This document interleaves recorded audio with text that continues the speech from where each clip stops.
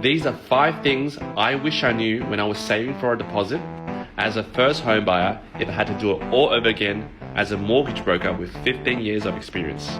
I'm here to change your home loan attitude, so follow that home loan dude. Now before we go into this is not financial advice and just my humble opinion. Number 1, be crystal clear in terms of what deposit you're trying to save for.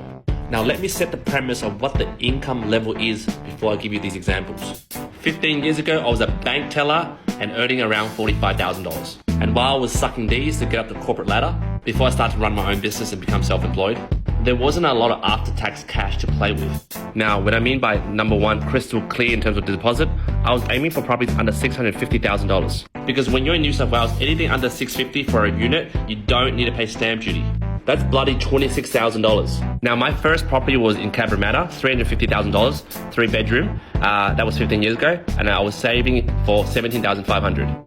And including legals and miscellaneous costs, $2,500. So my crystal clear goal was to save 20 grand. Number 2, get your last 6 months bank statements, print them out, and categorize what are you spending your money on.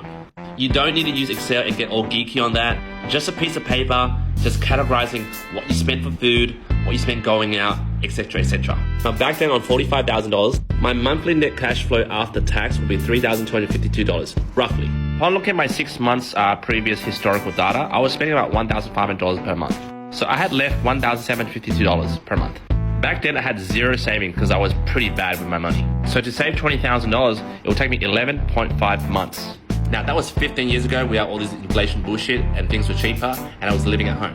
But I knew I could save more because I was like clubbing every weekend, trying to chase chicks. So the third thing I would do was sacrifice. Look at how fast you want to speed up your saving. I wasn't happy with 11.5 months. I wanted to get there in 6 months. So that meant I had to, cut down on clubbing, buy alcohol at the clubs, maybe get drunk before going to the clubs, or maybe pick up something that doesn't cost you money and gives you recreational value, like picking up a guitar. Now, I obviously failed in achieving that $20,000 of savings. And one of those key factors was number 4, having an accountability partner.